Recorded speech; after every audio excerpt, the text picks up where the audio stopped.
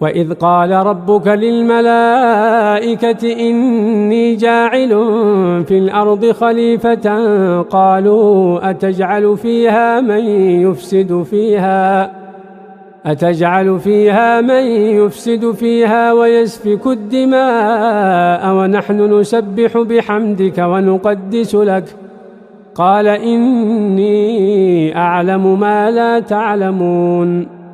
وعلم آدم الأسماء كلها ثم عرضهم على الملائكة فقال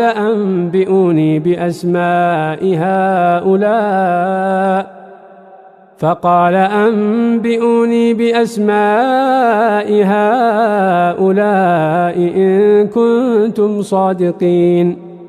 قالوا سبحانك لا علم لنا